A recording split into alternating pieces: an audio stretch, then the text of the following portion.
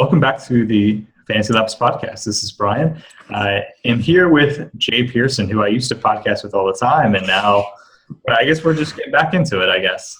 Jay, what's going on, man? Yeah. How's it going, Bryan? Yeah, we just took a little break with MLB, but here we are again. We got a new pod for you guys starting up, and then I'll definitely be on a lot more pods throughout the rest of the season for MLB.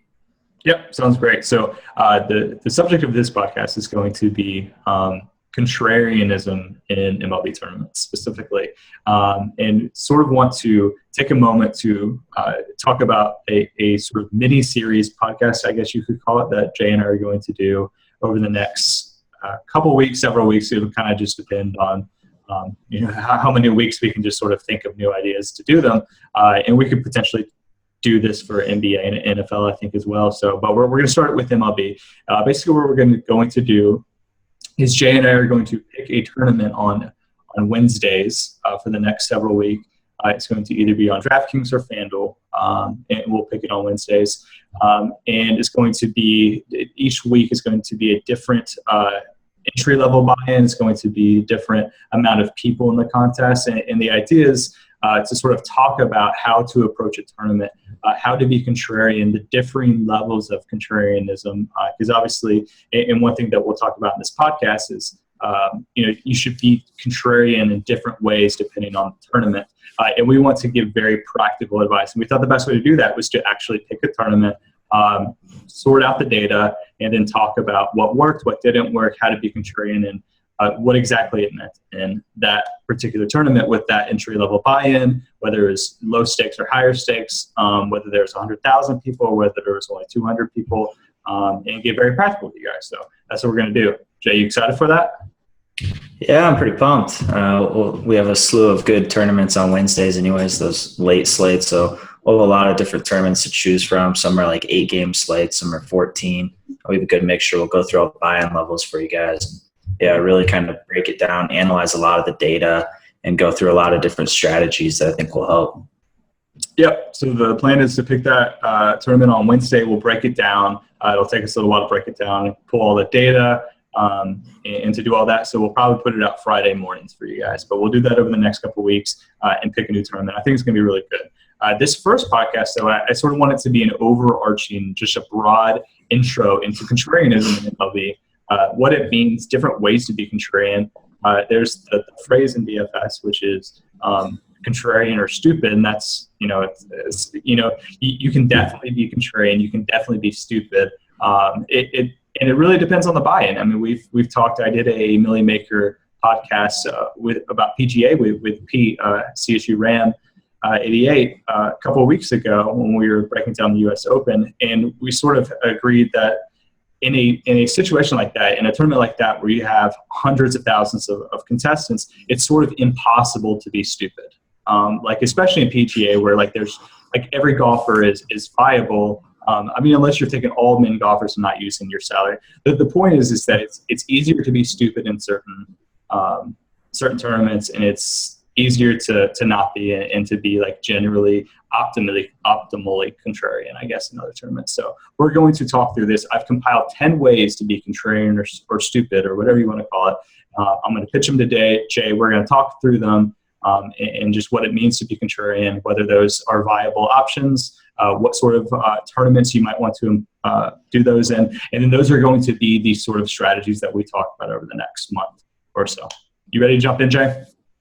Yeah, let's do it. Okay, so these are 10 ways to be contrarian in MLB tournaments. The first one, stack a low implied team. All right, Jay, so let's jump into this. Stacking a low implied team. That's not a great strategy a lot of people want to employ, even guys who use our models. They're very weighted, heavily weighted by Vegas. We love to stack the Rockies. We love to stack whoever's playing the Rockies at Coors Field, and that's just, that's just the first thing people do is they, who am I going to stack? Okay, let me sort by Vegas run total and then go from there. So it seems like this could be a potentially really good strategy. The question is there upside in that? Yeah, this is definitely one strategy that I don't think is stupid, especially with MLB, the predicted run totals. There isn't that large of a range anyway. So when you get into these teams that are projected for 3.4 runs and you have one at 4.5. That's not all that big, and it's baseball, high variance sport. So I think you look at ownerships for these types of scenarios, and it's directly inverse in terms of the lowest implied total teams have the lowest ownership, and the highest implied total teams like the Rockies have the highest ownership. So I think for cash, of course, you don't want to ever stack a low implied team. I think for tournaments, this is a great strategy, especially those kind of middle to lower end, the bottom third of the league that night in implied run total. I think is a great idea to stack them on, any given night, really. Yeah, and one thing that you just brought up here, and I think is something that people miss, is that in any slate there's this sort of uneven distribution. If the Rockies are playing at Coors, they're implied for, let's say, 6.1 runs, and then the next team is 5.7, and then the next team is 5.3, and then there's a distribution that's like 4.6, 4.3, and you go down through the slate. You have 30 teams in a 15-game slate, obviously, and you would think that in a tournament, if stacking sort of was this perfectly optimal thing that people were doing, you couldn't take advantage of that situation, that it would just be, the ownership would just be evenly distributed down that number, right? But I think we're seeing that that's not always the case. So is there like a middle ground or like an optimal ground? Do you like sort of look for the middle teams that maybe potentially still have upside, but just like super drop in ownership compared to where that curve should be? I think it just depends on the lineups that come out that night by night, the pitcher they're facing. You got to look at little things like how many left-handed hitters are in the lineup against a lefty, for example, how well that pitcher pitches against lefties and so on. And I think it doesn't necessarily depend too much on if it's the lowest implied team or the fifth lowest. I think you just want to find these additional data points that you can use to your advantage. Cool. So I think number one is definitely not stupid, something that you should definitely roll with. And that's started with a softball one here, because that's something that we're definitely going to talk about over the next month. And we think it's a good one. You don't have to stack a team that's implied to score 2.5 runs, which we'll get to in just one second. But there's definitely a middle ground where you can get the teams that are in maybe the bottom quartile, or even just sort of in the middle range. You could still get some upside, but get lower ownership and potential to win. Cool. Definitely. All right. So number two, stacking against an ace pitcher. So this seems like it's sort of related to stack a low implied team, but like we mentioned, you can stack a sort of low implied team but still get upside. Stacking against an ace pitcher generally means that you're not sort of getting that upside. Like if you're stacking against Jose Fernandez, you're stacking against Jake Arrieta or Noah Syndergaard. These are teams that are not only low implied, they're super low implied. They're going to be 3.2 runs or low. How do you feel about that? I think, the good thing about this question is that we have the data to go back and look. I've done research on the prime example, I think, for this type of question is Clayton Kershaw. You think, okay, why would I ever stack against Kershaw? He's the best pitcher in baseball. There have been times where he pitches at Coors Field, at Chase Field, where he has given up 5-6 runs. The bullpen comes in early, gives up more runs. There is small upside, but I think you got to find the right position. I wouldn't stack against Kershaw in LA. There's a lot of instances where I'd fade these guys, and especially in these tournaments where you're not firing 200 entries in for like you have 5 teams, you have 3 teams. And this isn't a strategy I really recommend. I guess it kind of depends on your definition of ace. I put that as, the top of the top of the top. So I think there is value in stacking against big names, guys that might, be regressing or have a few bad starts in a row. Their fastball mileage is down, miles per hour. So there are instances, I think, but overall, it's a strategy I'm not really too high on in the long run. Yeah, and I think that's a really important point, and something that I definitely want to bring some data to when we look at these tournaments. There are situations, just going into today, we're recording this on Tuesday, the 19th, Jake Arrieta was pitching, and he had not matched his salary expectations in 4 games. He's getting crushed. And if you look at his advanced stats, his batted ball distance is way up, his hard hit allowed is way up. So it seems like maybe you're suggesting, I think I really agree with this, and I'm excited to bring some data to the table, is that even these ace pitchers are susceptible, and you can almost sort of predict these bad performances based on a drop in fastball velocity or just getting hit harder, and some BABIP luck-based stats. Yeah, definitely. I think there are scenarios you're playing in a difficult ballpark against a potent offense. There are spots you can pick, and I think in some tournaments it makes sense. Some really large field tournaments, maybe because the ownership's just going to be so low. But again, baseball variance is so high. I think these aces aren't. They're going to get blown up every now and then. It's just a strategy I wouldn't use maybe on a nightly basis. I think you really got to pick your spots on this one over the long run. Yeah, definitely. It's definitely okay to be contrarian in this way. Maybe a little more stupid than the previous one. Third one we'll get to is take a cheap pitcher, and I think this is an interesting one because we've talked about the variance in baseball, just the inherent variance of the sport. It does make sense to take cheap batters. I mean, you can get a min-price guy that's batting it in an optimal spot, or even just the variance of baseball. Like these guys, all they need to do is just get a double, and all of a sudden they've hit value for you, at min-price.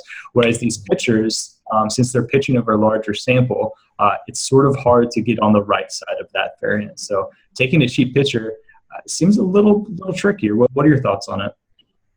Yeah, it's really tough. I base all my teams. I start at the pitching, of that night. I think some nights where you have a lot of aces, you definitely want to mix exposure to those guys who have ceilings that they've proven. A lot of these cheap pitchers, they don't have good historical data of reaching that ceiling that you need in tournaments. No matter how good your hitters do, you can get, like you said, you can get 20 points out of a 2,100 hitter. It's a lot harder to get 35 points out of a 5,500 pitcher. So I think it's tough. I think on DraftKings you have more flexibility with, you anchor your team with an ace and then you fill it in maybe with a second cheap pitcher. Mm-hmm. On FanDuel, I find myself often paying up at pitching, or at least having like a tier of where I cut myself off and say, okay, none of these guys below 7K on this night can get that ceiling. It's so strikeout heavy. We need that upside from your pitcher. You need a huge game that I think you can't really look at cheap pitchers too often. Everything kind of has to come together. A lot of, pricing, it changes, fluctuates. So I think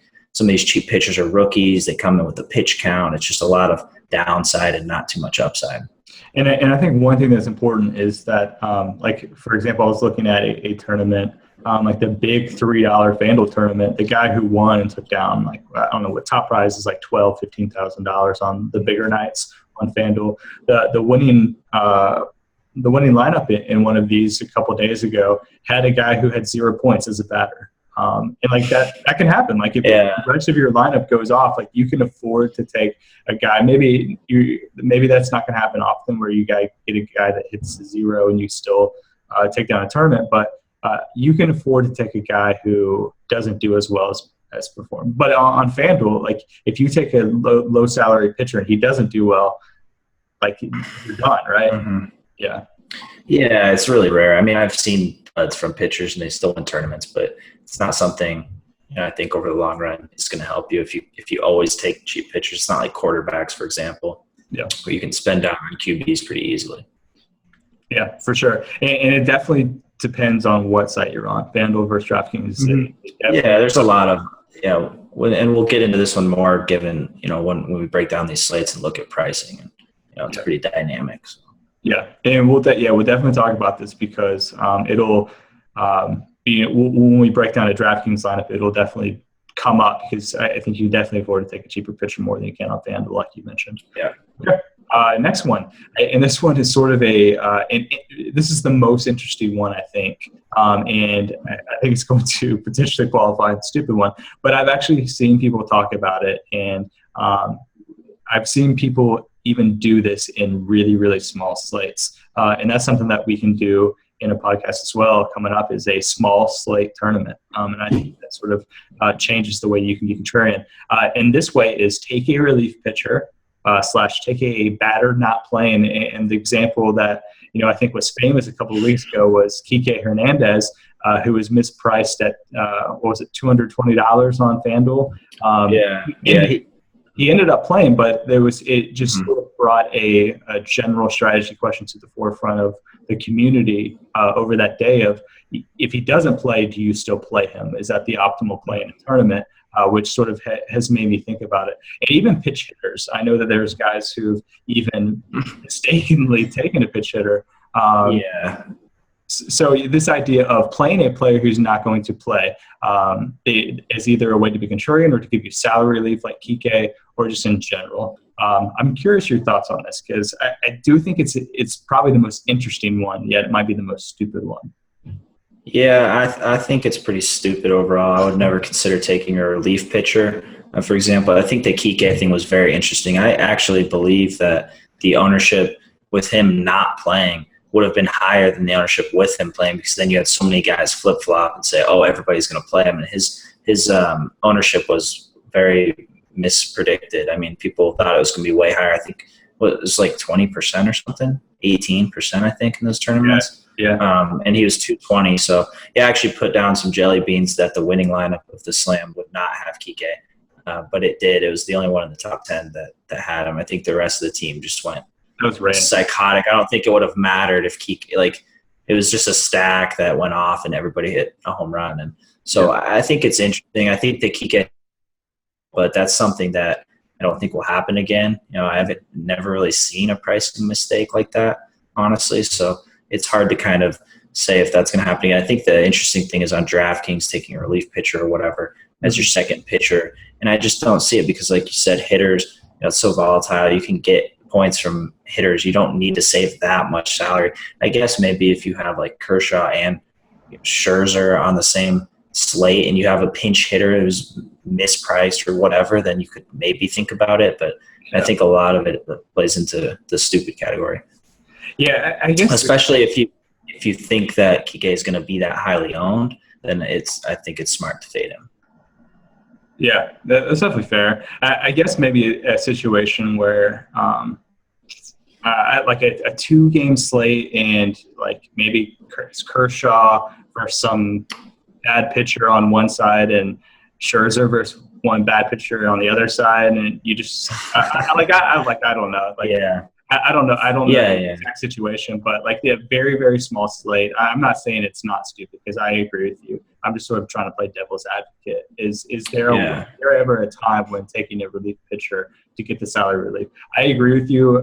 The pinch hitter, I think, is a little more interesting in an extreme situation like a small game slate, and you want to get 2 really high priced guys. But that's sort of why it's more feasible, is because the opportunity costs, like, you're only sacrificing $3K in salary, whereas you're sacrificing whatever an in price relief pitcher would be, which is a little bit higher than that. Mm-hmm. Yeah, it's interesting. I know people have won tournaments by playing guys who were out of the lineup and then they came and pinch hit. I think Bryan McCann famously did it in extra innings one year to win someone a big tournament or qualifier. I don't remember, but a pinch hit home run when he was ruled out of the lineup before, and they left him in on accident, I assume. Yeah. So I think those things are more accidental and then just insanely lucky, I guess. Yeah.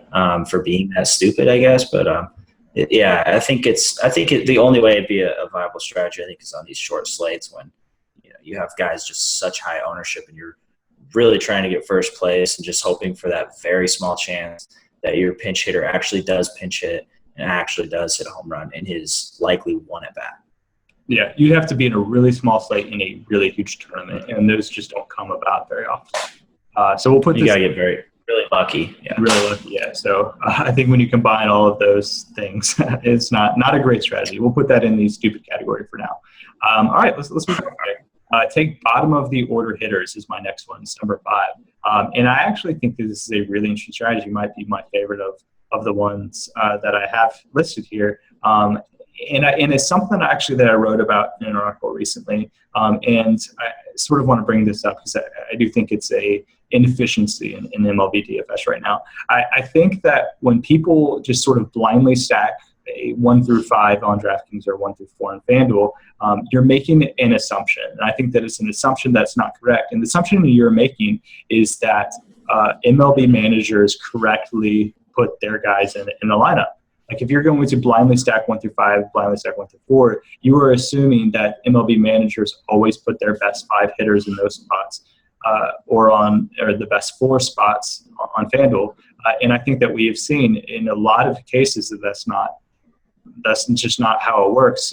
There's guys who are maybe the best batter on the team that sometimes hit fifth or sometimes hit sixth, or a guy who's just really hot and has a really high ISO split against some pitcher who's hitting sixth or seventh, So I think that when you blindly stack and you're not willing to dip into the lower order, you're taking a big assumption that I don't think is true. You do lineups all day for us, so I know that you probably have an opinion on managers and how they set lineups. I'm curious your thoughts on that.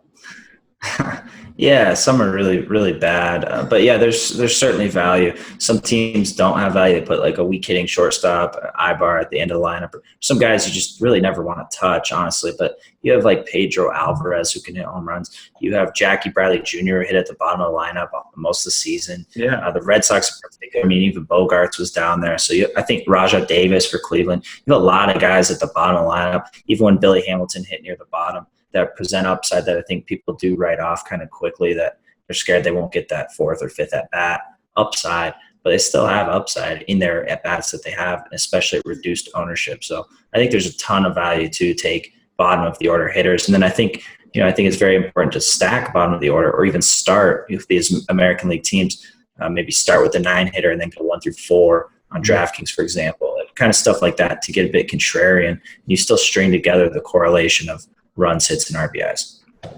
Yeah, and I don't have this listed, but this sort of goes with it. My favorite strategy right now in stacking is to stack a team, but just not do it in a row. Are you okay with that? Yeah, I'm definitely okay with that. I mean, it's I know like the correlation makes sense, but you're looking for outliers. You're looking for that variance, and that's what you need to take down a tournament. So if everybody's stacking the 2 through 6 or whatever, you got to get a little creative and maybe skip that 5-hitter, take the 7, and maybe the 7 hits a home run, the 5-hitter goes 1 for 4 with nothing. So, I mean, there are so many instances like that. It's never perfect where it's the 2 through 6 hitter or whatever does the best. That's just overall, when you break it down, they do the best, but not on every given night. Yeah, and it's just a great way, especially if you have – there's sometimes – like if you're stacking a high-implied team like the Rockies or – whatever. It doesn't have to be the Rockies in every example that we use here, but just a team that's implied to score a lot of points.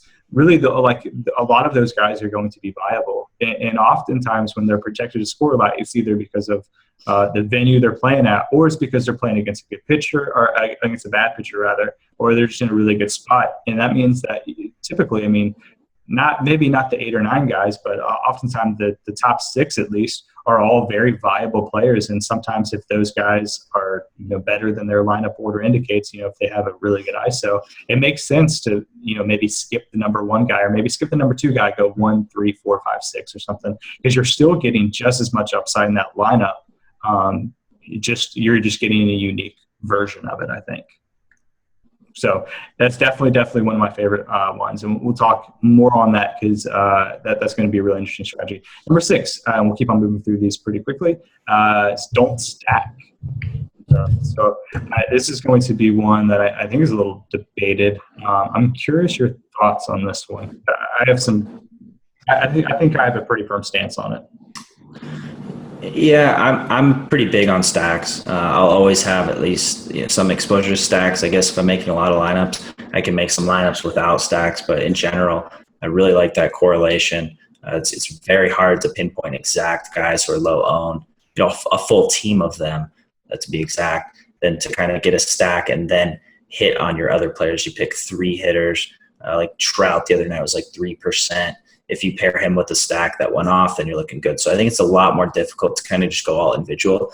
Obviously, it hits often. A lot of tournaments aren't won by full stacks. But in general, I'm pretty big on the idea of stacking. Yeah, I think if you don't stack, you're setting yourself up to have to be really, really lucky.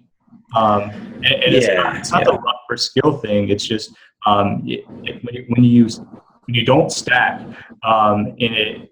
you're setting yourself up so you have to nail not only another game going off, as opposed to, if you stack 5 guys on DraftKings and that team goes off for 12 runs, you're going to reap the benefit at all 5 of those positions. If you only stack 2 of those guys, then you're banking on 3 other positions you have to hit almost perfectly on. And that's sort of the problem is it's not that you're missing out on the upside of that game. That's part of it. But it's also the 3 positions that you just took away. You have to hit just as perfectly. And that's sort of the thing that I don't think people think about is the downside of it when you don't, because you have to be perfect in every area, and that just doesn't happen very often. Yeah, it's just rare. And I think for a lot of people, especially kind of playing these tournaments and not maybe using proper bankroll management, these are really hard to cash high anyway, especially with how top heavy they are. So I think just fading the stack altogether a week straight isn't the greatest strategy when, you don't have a massive bankroll behind you to kind of afford to get that contrarian every night until it does hit, until you do get, the optimal output out of all your hitters. Yep, agreed for sure. All right, a couple more. Target games with the high potential for rain. This is an interesting one because we had a game just rained out tonight. Tonight's perfect example. Yeah. So, what are your thoughts on targeting a rainy potential game? I think it's great. Yeah, I mean, I think it comes down again to kind of your risk on any given night, how much of your bankroll you're putting in. But yeah, if you can afford an entry or two that kind of attack a game that's 50-50 maybe, I think it's very worth it. You look at the Rockies game tonight, I don't think it had a serious chance to get postponed, but it was raining pretty good here, and you saw the Cardinals game get postponed, and I don't think anybody thought that was actually going to get postponed. So that sucks, obviously, if you're on that side. But if you're on the Rocky side and you stack, they were playing like 6.6 runs, I think, or something they ended at. So, there's a lot of upside to target a game with rain as long as it's not like all of your, money you're putting on that team. It's just a lot to do with how comfortable you are with that risk. Yeah. And if you think there's an edge there in that potential game, are you okay with assuming that the game sort of matches up into that situation where, maybe both the pitchers aren't very good? Are you okay with, just stacking that game? Yeah, I think that's fine, because if you break down kind of the game flow of if there's a rain delay, for example, in the fourth inning, you get both, or even the third, and it's an hour and a half and both starting pitchers are done. You're looking at long nights for both bullpens. If they're tired or if they pitch 3 nights in a row, they're down a few guys, then I think you have a lot of upside. It's kind of stack that game all around, getting a piece of that bullpen. Yeah, I agree. I think anytime you can embrace the risk that other people aren't willing to, you're getting an edge on the field. And that's a pretty easy way to do it. Again, it sort of depends, you're right, on your bankroll management, your willingness personally for risk. That's important. It's just to sort of know yourself and what you're willing to put into it. For sure. Okay, a couple more. Target late games with no confirmed lineup. I actually really like this one. Bales, in one of his books, a couple MLB books ago, he found out that what we would sort of expect just based on Vegas run totals of games and ownerships. For the later games, the actual ownership ended up being less than what we expect, and probably a lot of that has to do with that lineups just aren't out by 7:05, and people just don't want to take the risk. Even on DraftKings, where they have the ability to late swap, it's just something that you have to monitor, and it's sort of annoying. But definitely on FanDuel, where you don't want to take a 0 just because a guy's out of your lineup. So these guys are lower owned. So is that something that, as a guy who plays a lot of MLB, is that something that you even think about when creating your lineups is, I might be able to get a little bit ownership discount on these later games if I can just project them a little bit better? Yeah, I still think you have to weigh in other factors. If it's a good match for that team, you are taking some risk if guys don't play. Lineups aren't projected lineups aren't perfect every night, of course, but you can get pretty close, especially for these late games. It's the same teams, it's the West Coast, so you kind of anticipate which players are going to play and which aren't. But I think a lot of people make their teams when they want to and when those lineups are in, and then when they have their team, they're done. MLB is not really the type of sport like NBA, for example, where you're sweating till the last minute. If your team's done and your confirmed lineups that you're worried about are in, you don't need to check. And I think a lot of people, especially in these big tournaments, they're not checking for these lineups anyway. So I think there's value there. I especially think there's value with starting pitchers in those late games as well. A lot of people kind of forget about those guys. You see Bumgarner's ownership on slates where he's comparable to other aces be lower just because the lineups aren't confirmed yet. I think you can get a lot of value out of hitters that aren't confirmed yet as well. So, yeah, I think this is a great strategy, stacking kind of West Coast games and doing it often because a lot of people forget these. Yeah, it's easy to just, this team is projected for a lot of runs, and I have the confirmed lineup right in front of me. I can see the line movement on it, and I know that it's something I can count on. And that's what people think about. And if you're willing to take the risk of, a non-confirmed lineup, I think that you could get quite a bit of an edge. So I definitely think that's an interesting one, and we'll definitely look at those and as we break down these lineups to see what these late games, bring in terms of upside versus, what their ownership levels are for sure. Yeah. I think there's a lot of upside in that strategy. Yeah, that's one of my favorites, honestly. Yeah, me too. Take elite hitters in bad matchups is the next one. All right, so Jay, Giancarlo Stanton, who is notorious for just destroying lefties at the height of his power. So Stanton at Stanton's best, going against, who is a good lefty? Is Kirsch? Yeah, let's go Kirsch. All right, Kershaw is an okay lefty. That's the ultimate. Yeah, so Stanton at the height of his powers, Kershaw at the height of his powers. They're facing each other. What do you do? Yeah, it's tough with Kershaw. I think he's just on such a different level. I think you could look at other lefties, even like Liriano or someone, who's not like the best pitcher in baseball, but a solid lefty where you're going to fade the rest of the team, maybe, or pitchers like that. David Price when he's on. But I think you still need exposure. These are the best hitters in the game. Stanton's capable of hitting a home run. And then you have the chance also, it's unlikely that the pitcher's going to throw a complete game anyway. So you still have that home run chance out of all these elite hitters. Mike Trout in a difficult matchup, 3% owned again. I mean, there's so many scenarios where these elite hitters are in what you could say bad matchups and people write them off, but they're elite for a reason. They're still going to get theirs every now and then. So I think you kind of embrace the variance. You might get a little lucky. These pitchers, obviously an ace doesn't really give up too many home runs often. But even like a guy like Scherzer doesn't have a great home run rate. So you look at elite hitters for Scherzer and you say, okay, he's susceptible to home runs. Why wouldn't I pick one guy, an elite hitter against Scherzer at 3% ownership? So I think it's a great strategy to kind of get decreased ownership on these stars. Yeah, and like we said earlier, in one of our first one out of these top 10 was stacking against an ace pitcher. Like, you don't have to stack against Scherzer. Yeah. You could take an elite guy against him just as a pick and play. And you could stack a different team, sort of plug him in and reduce ownership, but still give your lineup a lot of upside. I think is the interesting one. Didn't Stanton homer off Kershaw last time they played? I'm pretty sure he did. It was at the beginning of this year. I don't remember, honestly. Yeah. But all I know, Stanton's on fire, of course, right now. So, I think it's a scenario where you definitely want to look at it, and especially if kind of the rest of your team is a little bit chalky, or you're stacking a common stack that might be underpriced. Like, sometimes FanDuel with their pricing rate lately has been really, really interesting to say the least. So a lot of teams are very cheap, and you can afford these stacks. And then you look at guys you can pay up on these late hitters who people are going to write off because it's not a good matchup on paper. You can get a huge edge on taking these elite hitters in those spots paired with these chalky stacks. Yeah, for sure. I completely agree. All right, last one, number 10. Take batters with reverse splits. And I think this is interesting, but I guess my question to you is, how much of an edge do you think this is? I think that potentially it might have been a bigger edge when people are just sort of getting into DFS and say, okay, I need just to take a righty versus a lefty and a lefty versus a righty. Do you think that's still the case, or do you think people are getting a little smarter with a tool, with a model like FanDuel or like at FantasyLabs, where you can just see guys with reverse splits a little bit easier? Yeah, I think people are getting better for sure. It's not even so much reverse splits that you want to take them with. I think it's people writing off guys that have bad splits, but they're not actually bad. They're just lower than the other side.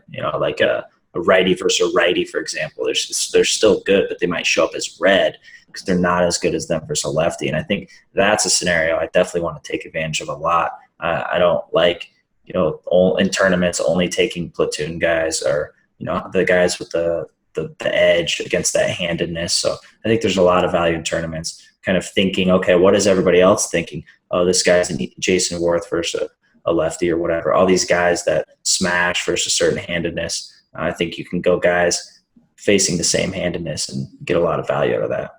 Yeah, and I think that's a great point. Something like in our models, you can obviously sort by the difference in their ISO versus the hand that they're facing versus the hand that they're not. But you can also just sort by just the ISO. So you can like this guy has very negative splits, but then if you actually that Stanton is just sort of the example that comes to mind on this, because earlier in the year he had extreme split lefties versus righties, but then if you actually sort by his ISO, he still had a top 3 ISO versus right-handed pitchers. It just wasn't historical against them as opposed to left-handers, but it's not like he has less upside. I mean, I guess a little less upside, but he still has as much upside as anyone.